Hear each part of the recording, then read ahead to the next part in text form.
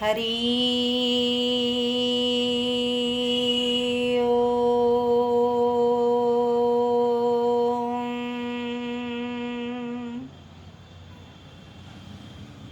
हरि ओम।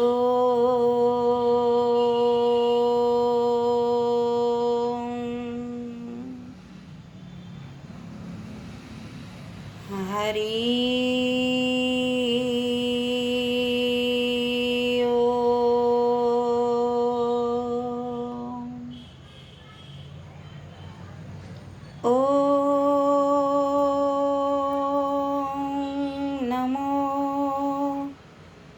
भगवते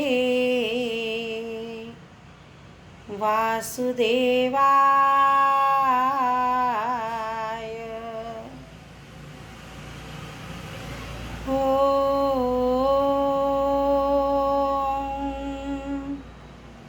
नमो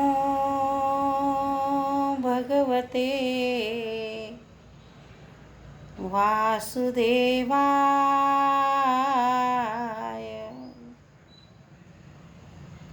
वासुदेवाय।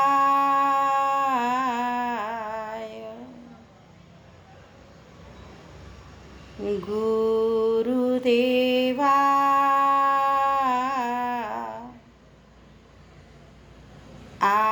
आत्मदेवा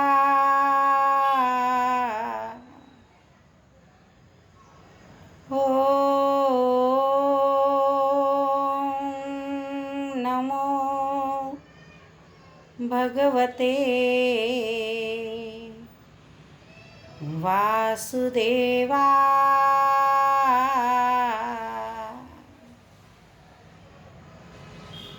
गुरुर्ब्रह्मा गुरुर्विष्णू गुरुर्देवो महेश्वरा। गुरुर्साक्षात् परब्रह्म तस्मै श्री गुरवे नमः। कर्पूरगौरं करुणावतारं संसारसारं भुजगेन्द्रहारं सदा वसन्तं हृदयारविन्दे भवं भवानी सहितं नमामि। भवं भवानी सहितं नमामि। परमपवित्र श्रावण मासामध्ये आपण ही जी सत्संगाची साधना सुरू केलेली आहे, तर शिवस्वरूपी परमपूज्य सद्गुरुदेवांना कोटी कोटी वंदन करू आणि आपण आपल्या आजच्या या सत्संगाला सुरुवात करू। आज श्रावण शुद्ध चतुर्थी आणि उद्या श्रावण शुद्ध पंचमी, नागपंचमी। आपण पाहतो की नाग जे आहेत हे भगवान विष्णू शेष नागावर शयन करतात। 9 प्रकारचे नागाचे प्रकार कालच्या आणि आजच्या आपल्या सकाळच्या पंचांगामध्ये सांगितलेले आहेत। आणि योगायोग असा आहे की भगवान शिवांनी सुद्धा त्यांच्या प्रत्येक अंग प्रत्यंगावर नागाचा साज चढवलेला आहे। मग हा नागाचा साज त्यांनी चढवला, तर याचा अर्थ काय आहे की प्रत्येक ठिकाणी नागाचं प्रतीक का वापरलं गेलं? कुंडलिनी सुद्धा ही सापासारखीच वेटोळे घालून बसलेली आहे असं तिचं वर्णन आहे की महामाया जगदंबा शक्ती स्वरूपिणी ही आपल्या शरीरामध्ये 3.5 हाताचा वेढा मारून बसलेली आहे आणि तिचं मुख अधो आहे ते आपल्याला ऊर्ध्व करायचं आहे. या सगळ्यांचा अर्थ काय आहे तो नागपंचमीच्या निमित्तानं आधी पाहू आणि मग नंतर आपण आपल्या आजच्या सत्संगाला सुरुवात करू. तर उद्या नागपंचमी आहे. या नागपंचमीच्या दिवशी आपण नागाची पूजा करतो. अनेक घरामध्ये अनेक प्रथा रूढी पाळल्या जातात. कोणी तवा ठेवत नाही, कोणी कढई ठेवत नाही. उद्या उकडीचे पदार्थ जास्तीत जास्त खातात, कोणी जमीन खोदत नाही. तर असे अनेक पद्धती आपल्या आपल्या हिशोबानं जिकडे तिकडं सगळीकडं आहे. आणि विशेष म्हणजे वारुळावर जाऊन लाह्या आणि दूध फुटाणे याचा नैवेद्य नागोबाला दाखवल्या जातो आणि सुख समाधानाची इच्छा त्यांच्याकडून केल्या जाते. नाग ही एक योनी आहे. या योनीचे काही आपल्याकडून जर अपराध घडले तर आपल्या कुंडलिनीमध्ये कालसर्पयोग याच्यासारखे योग या अपराधामुळे येतात. आणि म्हणून नारायण नागबली असा एक विधी आहे. तर तो विधी करून घेऊन त्या अपराधाचं क्षमन केलं जातं. हा झाला बाह्य भाग. नागपंचमीच्या दिवशी 9 नागांची पूजा करायची असते. तर हे 9 नाग जे आहेत हे आपल्या शरीरावर आहेत. आपल्या शरीराला सुद्धा 9 द्वारं आहेत आणि या 9 द्वारावर या नागांचा पहारा आहे. आणि महामाया जगदंबा कुंडलिनी शक्ती जी आहे आपल्या शरीरामध्ये, तर मूलाधारपासून तर सहस्रारपर्यंत 3.5 हाताचं जे तिनं मूलाधारामध्ये 3.5 हाताचे वेटोळे घातलेले आहेत असं सांगतात. तर हे 3.5 हात कोणचे हे गुरूंच्या ज्ञानातून आपण उकलवून घेतले पाहिजे की अ उ म हे झाले 3 हात आणि शेवटचा अर्ध ज्याला आपण म्हणतो तर ते अर्ध म्हणजे मात्रा आणि बिंदी. बिंदी म्हणजे आत्मस्वरूप परमात्मा आणि अर्धमात्रा हे झाले 3.5 हात. या 3.5 हाताला जर तिला चढून जायचं असलं तर 7 चक्राचं भेदन त्या कुंडलिनी शक्तीला करावं लागतं. आणि ती कुंडलिनी शक्ती जागृत करण्याचं सामर्थ्य फक्त सद्गुरुदेवांमध्ये असतं. ज्याचे जेही गुरु असतील, तुम्ही दीक्षा घेता त्यावेळेस गुरु आपल्यावर शक्तिपात करतात आणि शक्तिपात करून ही जी कुंडलिनी आहे नागदेवता हिला जागृत करतात. आणि जसा जसा आपण मंत्र जप करत जाऊ तशी तशी ही महामाया जगदंबा या 9 द्वारातून पसार होत होत होत होत सहस्रारामध्ये या ठिकाणी तिचा पतीचा वास आहे. आणि तिचा पती म्हणजे शिव आहे. त्या शिवाला ती जाऊन मिळते. आणि त्यावेळेस म्हणता येईल जो आपण काल श्लोक म्हटला होता तो की जीवा शिवाची जडली समाधी तुटला प्रपंच मिटली उपाधी शुद्ध स्वरे गर्जती वेदचारी तुझवीन शंभो मज कोण तारी. माझ्या अल्पमतीला जे समजलं ते मी थोडक्यात आणि सोपं करून सांगण्याचा प्रयत्न तुम्हाला केला की ही महामाया जगदंबा हे 9 दारं म्हणजे हे 2 झाले 4, हे झाले 5, हे झाले 7 आणि खालचे 2 हे 9. तर हेच 9 नाग या ठिकाणी वास करतात. आता 9 नाग कोणचे तर त्यांचे नावं मला पाठ नाही, ते तुम्ही आजच्या आणि कालच्या पंचांगामध्ये पहा. परंतु 9 नाग म्हणजे हे मुख्य 9 द्वारावर असलेली आपली वासना. पहा, आपण श्रीमद भागवतामध्ये पाहिलं की पूतना किती ठिकाणी वास करते. पूतना 14 ठिकाणी वास करते. 5 कर्मेंद्रिय, 5 ज्ञानेंद्रिय, मन, बुद्धी, अहंकार आणि चित्त या 14 ठिकाणी या वासनेचा प्रादुर्भाव असतो आणि म्हणून भगवान शिवानं बरोबर 14 ठिकाणीच नाग धारण केलेले आहेत. एखादी नाग धारण केलेली भगवान शिवाची तुम्ही प्रतिमा पहा तर इथे इथे गळ्यात, कानात, डोक्याला, सगळीकडं पोटाला वेढा मारलेला असे 14 नाग तुम्हाला सापडतील. तर या 14 नागांचा वेढा. मग उद्या नागपूजा करायची म्हणजे काय, तर प्रत्येक इंद्रियाची वासना मोडून काढायची, तरच खरं नागपूजन होईल. की म्हणजे कानानं जे योग्य तेच ऐकावं, डोळ्यांनी योग्य तेच पाहावं आणि नाकानं जो सुगंध घेण्यासारखा आहे तोच घ्यावा आणि इतर इंद्रियाकडून जे कामं करायचे तेच कामं करून घ्यावे. त्या इंद्रियांना दुसऱ्या कामामध्ये गुंतवू नये. आपल्या रचनेवर आपलं नियंत्रण असावं. पहा, ही महामाया जगदंबा कुंडलिनी शक्ती तर 3.5 हाताचा वेटोळा आणि शक्तिपीठ किती आहेत? 3.5. तर 3.5 शक्तिपीठ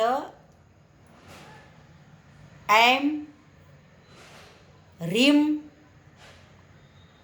क्लीं, इथं बिंदी आणि अर्धपीठ इथं चंद्र असं करतो ना आपण, ओम काढलं की असं करतो. हे झालं अ उ म असं करतो आणि अर्धा चंद्र देतो आणि त्याच्यावर बिंदी काढतो. ही बिंदी म्हणजे परमात्मा शिव स्वरूप आणि हे जे अर्ध जे आहे हे हे ही अजून अर्धी मात्रा. तर अ उ म पहा तुम्ही. आता अजून विस्तारपूर्वक जर सांगितलं हे तर अनुभव नसलेल्या माणसानं माझ्यासारख्या, केवळ जो वाचिक पंडित आहे त्यानं त्याच्यावर जास्त भाष्य करू नये. परंतु पहा, आत्ताच्या आत्ता त्याचा प्रत्यय आपण घेऊ की तुम्ही ऐं म्हणा. तुम्ही ऐं म्हटलं की कुठं पीळ बसला कोणीतरी मला सांगा.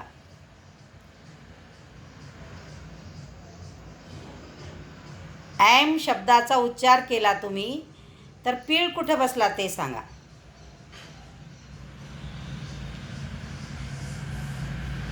कोणीच ऐकत नाही आहे का? बंद करू का? की ऐं म्हटलं तर पीळ कुठं बसला?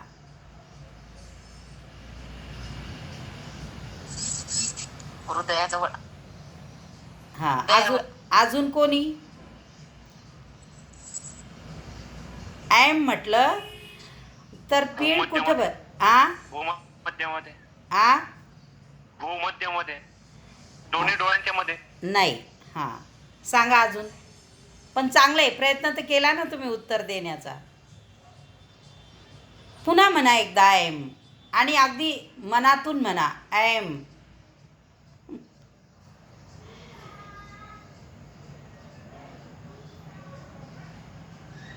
आता डोळे बंद करा सगळेजण आणि ऐं सांगा बरं कुठं पीळ बसला तर. कुठं? रुचिता कुठं? आठमधून, हृदयातून नाही. पहा, आकाश पोकळीत. नाही आकाश पोकळीत नाही.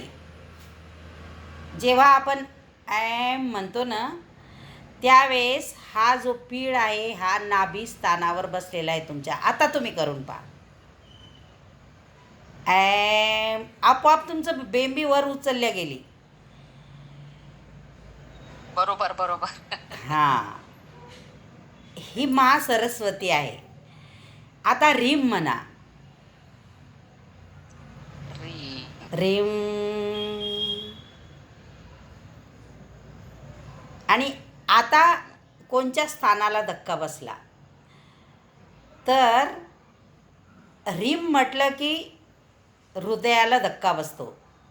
कारण की या ठिकाणी भगवान विष्णूचा वास आहे आणि माता महालक्ष्मी, लक्ष्मी नाही, माता महालक्ष्मी या ठिकाणी राहते. मग आता पहा, रिम ॲम रिम क्लीम, क्लीम म्हणा, क्लीम.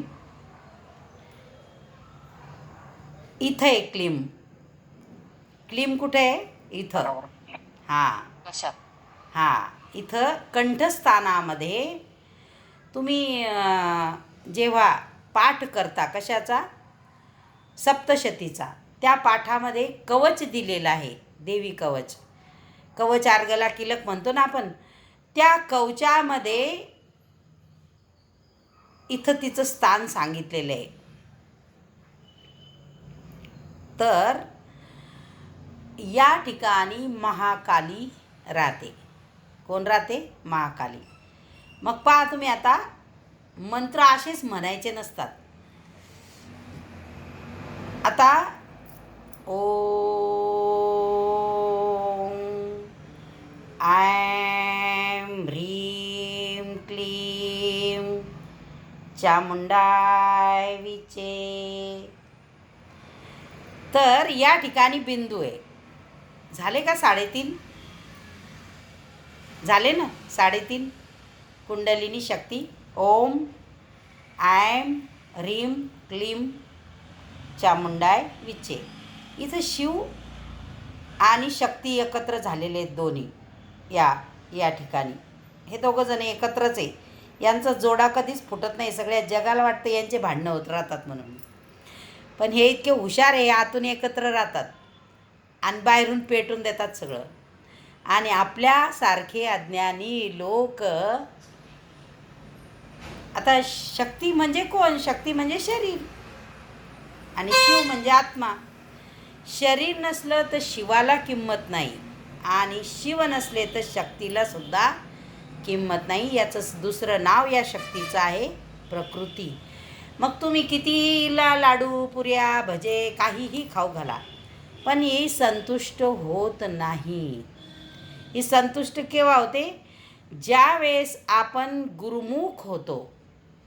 आणि गुरुमुख झाल्यानंतर ज्या वेळेस शक्तिपात होतो गुरुकडून, आणि जेव्हा कुंडलिनी शक्ती महामाया जगदंबा तिच्या शिवस्वरूप पतीला भेटायला निघते आणि त्यावेळेस ती त्या साधकावर खुश असते बिलकुल, त्यावेळेस खरा आनंद तिला त्यावेळेस होत असतो. आणि म्हणून मग नाग कुठं आहेत? कोणत्या नागाची पूजा करायची? वासना रूपी जे नाग आहेत ते नाग, त्यांना बंधनात टाकायचं. पहा, भगवान शिवांसारख्या देवानं जर आपल्या इंद्रियांना जागोजागी बांधून टाकलं की या वासना माझ्या याच्या पलीकडं मी जाऊ देणारच नाही, आणि पदोपदी त्यांनी बांधून घेतलं स्वतःला, तर आपल्याला सुद्धा हे जे नाग आहेत वासनारूपी, यांचं दमन करायचं. यांचं दहन करता येत नाही, म्हणून यांचं दमन करायचं आणि ऊर्ध्वगामी शक्ती करून खरी नागपंचमी मग तेव्हा साजरी होईल, जेव्हा आपण या नागांना यांची पूजा करून, म्हणजे प्रत्येक इंद्रियाला महत्त्व आहे त्याचं पूजा करायची. आणि खरं जे मग त्यावेळेस आपण अधिकारी होऊ शेष नागावर झोपण्याचे. पहा, संसार अथांग सागर भरलेला आहे. हा संसार म्हणजे समुद्र आहे, आणि या समुद्रावर सुख दुःखाच्या, वासनेच्या, राग द्वेष काम क्रोध मद मोह लोभ मत्सर याच्या मोठ्या मोठ्या लाटा उसळून राहिलेल्या आहेत. आणि त्या लाटावर शेष नाग आहे, त्याच्यावर भगवान विष्णू अगदी शांततेनं सध्या तर 4 महिने झोपलेले आहेत ते. म्हणून कार्य कोणाच्या हाती आहे संसार चालवण्याचं? आपल्या भगवान शिवाच्या हाती आहे. सध्या 4 महिने भगवान शिव या सृष्टीचं कार्य चालवतात.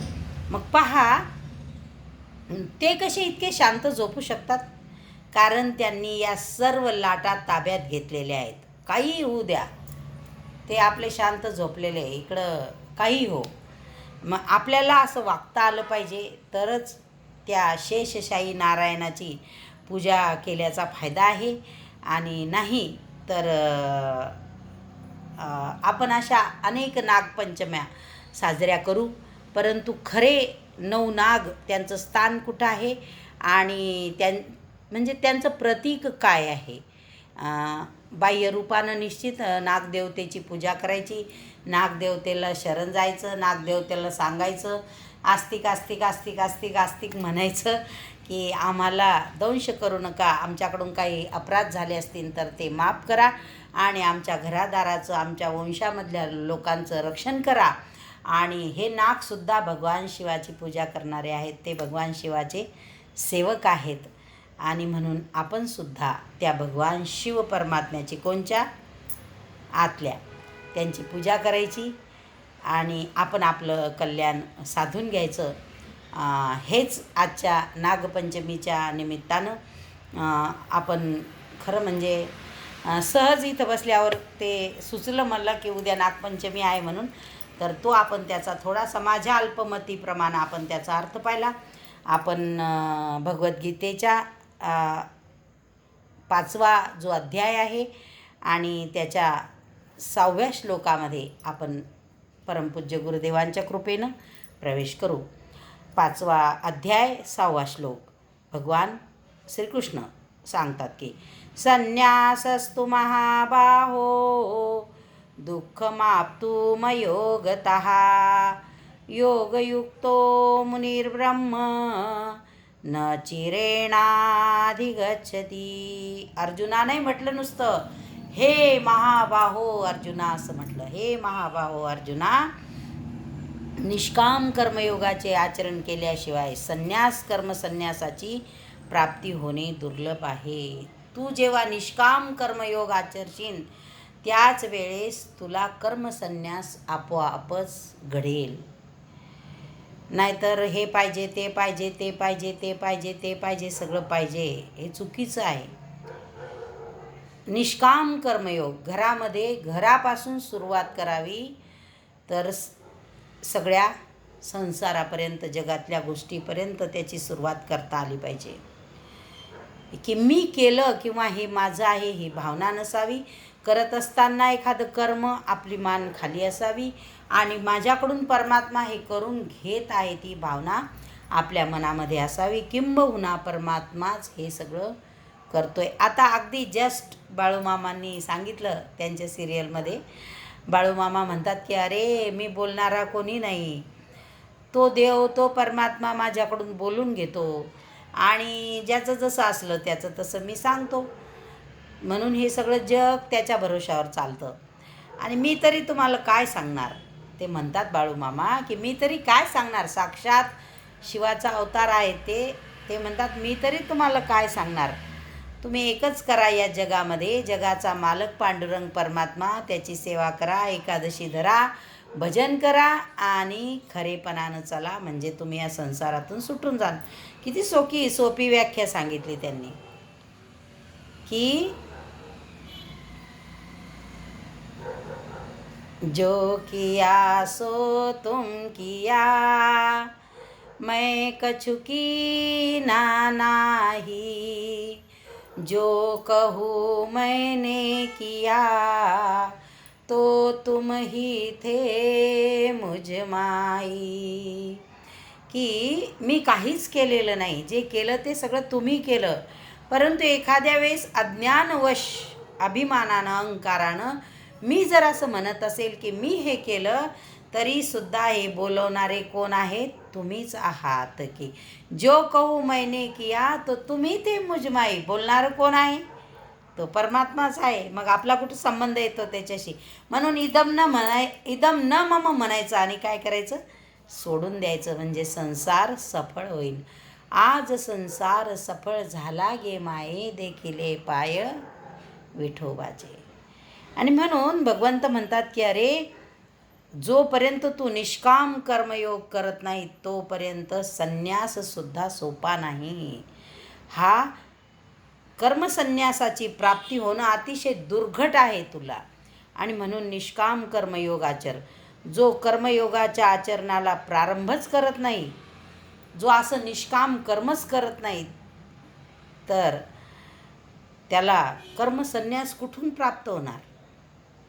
सुरुवात करावी लागेल. हळूहळू थोडं थोडं थोडं थोडं करता करता एक दिवस आपलीसुद्धा या संसारातली वासना सुटून जाईल. आणि मग जसं आपण एवढं तर होऊ शकणार नाही तुकाराम महाराजांसारखं, पण तुका म्हणे आता उरलो उपकारापुरता, अगदी निष्काम कर्मसन्यास योग. पण जो भगवत स्वरूपाचे चिंतन करतो, ज्याची मनासहित इंद्रिये ज्याच्या ताब्यात आहेत, अशा कर्मयोगयुक्त मुनीला ब्रह्मप्राप्ती अल्पकाळातच होते. मुनी म्हटलं बरं का, मुनी.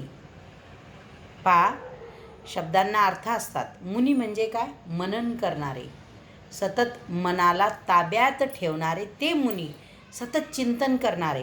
तर काय सांगतात की जे सतत भगवत स्वरूपाचं चिंतन करतात. आता भगवत स्वरूपाचं म्हणजे कोणत्या? जे आत्मस्वरूपाचं अनुसंधान करतात सतत, ज्यांची मनासहित इंद्रिये ताब्यात आहेत. सर्व इंद्रिये, नुसतं मनच नाही तर सर्व इंद्रिये, कर्मेंद्रिये, ज्ञानेंद्रिये ज्यांची स्वतःच्या ताब्यात आहेत, जे मनाचा दास नाहीत तर त्यांनी मनाला आपल्या दास केलेला आहे, अशा कर्मयोगयुक्त मुनीला ब्रह्मप्राप्ती म्हणजे त्या स्वरूपाची प्राप्ती अल्पकाळात म्हणजे थोड्या वेळातच होते. कापूर पेटला, थोडा वेळ पेटला आणि विझला. मग असे जे मुनी आहेत किंवा असे जे द्विज आहेत, असे जे जपी तपी आहेत, त्यांना अल्पकाळामध्येच त्या परमात्म स्वरूपाची प्राप्ती होते, जे सतत भगवत स्वरूपाचं चिंतन करतात. आणि म्हणून थोडा थोडा वेळ झालं की आपण आपल्यातच गेलं पाहिजे, आपल्यातच गोता मारला पाहिजे आणि थोडं शांत बसलं पाहिजे. श्वास लांब लांब घ्यायचे, सोडून द्यायचे आणि त्या परमात्मामध्ये की प्रभू मैं तेरा और तू मेरा, देवा मी तुझा आणि तू माझा. तर अशा ज्ञानयोगात निष्काम कर्मयोगाचे आचरण करावेच लागते. ज्ञानयोग जरी तुम्ही गेला तरी त्या ज्ञानयोगामध्ये निष्काम कर्मयोग साधावाच लागेल.